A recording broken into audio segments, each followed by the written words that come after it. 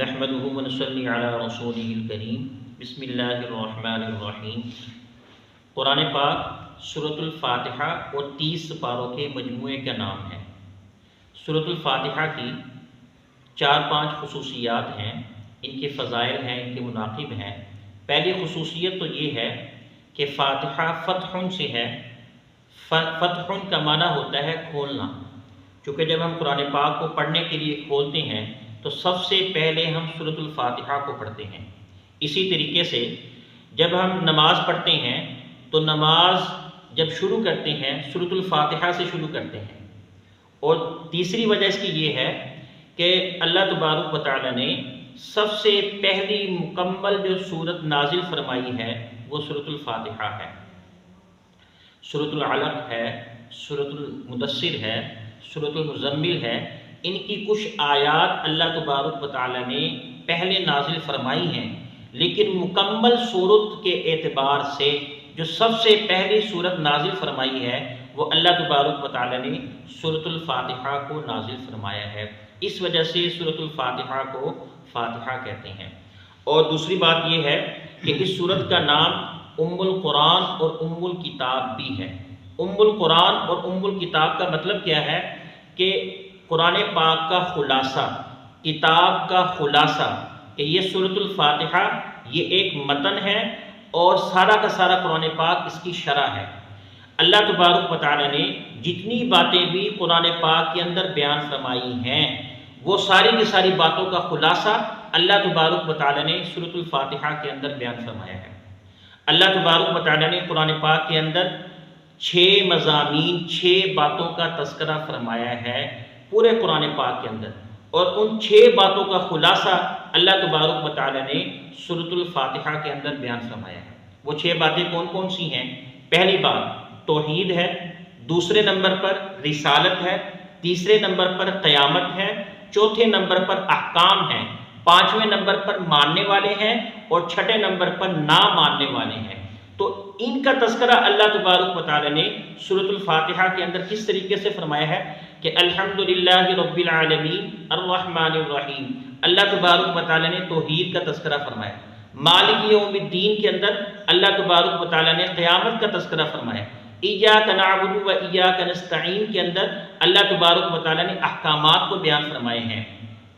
اور صراط الذین انعمت علیہم، اللہ تبارک و تعالی نے رسالت اور ساتھ ساتھ ماننے والوں کا تذکرہ فرمایا ہے۔ غیر المغضوب علیہم ولا الضالین کے اندر اللہ تبارک و تعالی نے نہ ماننے والوں کا تذکرہ فرمایا ہے کہ اس طریقے سے اللہ تبارک و تعالی نے سورۃ الفاتحہ کے اندر سارے کے سارے قرآن پاک کا خلاصہ بیان فرمایا ہے۔ اس وجہ سے اس کو ام القرآن اور ام الکتاب بھی کہا جاتا ہے۔ اور تیسری اس کی فضیلت یہ بھی ہے کہ سورۃ الفاتحہ کو سورۃ الشفاء بھی کہا جاتا ہے کہ ہر بیماری کے لیے یہ شفا ہے۔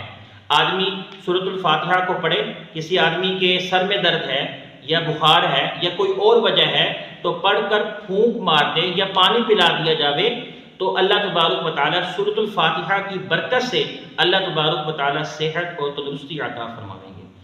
اور ایک خصوصیت یہ بھی ہے، چونکہ اللہ تبارک و تعالیٰ کے خزانوں میں سے سب سے بڑی جو چیز ہے وہ ہدایت ہے۔ بندے کی، انسانوں کی ضروریات میں سے سب سے بڑی جو ضرورت ہے وہ ہدایت ہے۔ جب بندہ سارے کے سارے خیالات اور نظریات کو چھوڑ کر ایک خالی ذہن ہو کر قرآن پاک کی تلاوت شروع کرتا ہے، سورۃ الفاتحہ سے ابتدا کرتا ہے، جب اہدنا الصراط المستقیم اللہ تبارک و تعالیٰ سے دعا کرتا ہے یا اللہ میرے سیدھے راستے کی رہنمائی فرمائیے، تو اللہ تبارک و تعالیٰ بندے کی ضرورت کو پورا کرتے ہوئے، اس کی دعا کو قبول کرتے ہوئے اللہ تبارک و تعالیٰ فرماتے ہیں کہ ذالک الکتاب لا ریب فیہ ھدی للمتقین، کہ یہ ہے ہدایت کہ جو تو مانگنا چاہتا ہے۔ ایک خصوصیت یہ بھی ہے۔ اور سورۃ الفاتحہ یہ مکی ہے، چونکہ صورتیں 2 قسم کی ہوتی ہیں، ایک مکی ہوتی ہے اور ایک مدنی ہوتی ہے۔ مکی ان صورتوں کو کہا جاتا ہے کہ جو ہجرت سے پہلے حضور صلی اللہ علیہ وسلم کے اوپر قرآن پاک کی وحی یا صورتیں نازل ہوئی، یا 1 رکوع یا 2 رکوع کہ آپ جب آپ نے ہجرت نہیں فرمائی تھی، آپ مکہ کے اندر تشریف فرما تھے، تو اس وقت جتنی بھی صورتیں نازل ہوئی ان کو مکی کہا جاتا ہے۔ جب آپ نے ہجرت فرما لی، جب آپ مدینہ کے اندر تشریف لائے، تو اس وقت جتنی بھی صورتیں نازل ہوئی تو ان کو مدنی کہا جاتا ہے۔ تو سورۃ الفاتحہ یہ مکی صورت ہے۔ دوسری بات یہاں پر یہ بھی ہے کہ جب بھی ہم قرآن پاک کو شروع کریں تو ہم کو بسم اللہ الرحمن الرحیم اللہ کے نام سے شروع کرنا چاہیے۔ اس کی اپنی فضائل ہیں، اس کی اپنی برکات ہیں۔ عرب کے اندر دستور یہ تھا زمانہ جاہلیت کے اندر، جب بھی وہ اپنا کوئی کام شروع کرتے تھے، شروع کرنے سے پہلے بتوں کا نام لیا جاتا تھا، لات کا، عزا کا، منات کا نام لیا جاتا تھا۔ ان کا خیال اور ان کا عقیدہ یہ تھا کہ ہم ان بتوں کا نام لیں گے تو ہمارے کام کے اندر برکت ہوگی، ہمارے کام کے اندر نقصان نہیں ہوگا۔ لیکن جب اسلام آیا، حضور صلی اللہ علیہ وسلم تشریف لائے، تو اللہ تبارک و تعالیٰ نے ایک نئی سوچ، ایک نئی تہذیب عطا فرمائی کہ لات اور عزا یہ کچھ نہیں کرتے، بلکہ کرنے والی جو ذات ہے وہ اللہ تبارک و تعالیٰ کی ذات ہے۔ کہ مسلمانوں کو، مومنوں کو یہ سوچ عطا فرمائی کہ کام شروع کرنے سے پہلے اللہ تبارک و تعالیٰ کا نام لے لیا جائے گا، اس کے اندر برکت ہوگی، اس کے اندر رحمت ہوگی، نقصان سے بچاؤ ہوگا، خسارہ نہیں ہوگا۔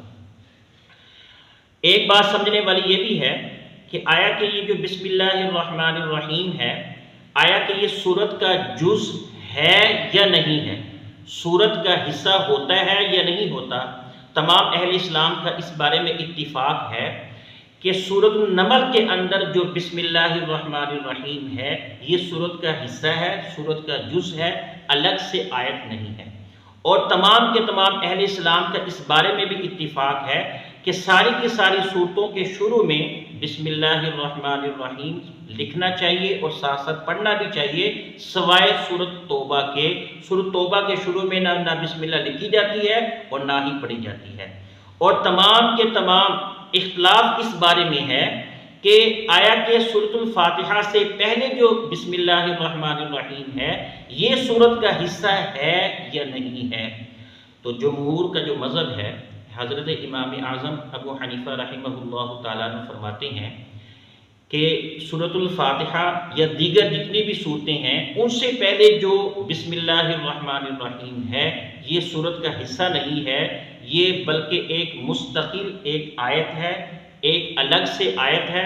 اللہ تبارک و تعالیٰ نے دو صورتوں کے درمیان فصل اور امتیاز کو ظاہر کرنے کے لیے اللہ تبارک و تعالیٰ نے اس بسم اللہ الرحمن الرحیم کو اتارا ہے۔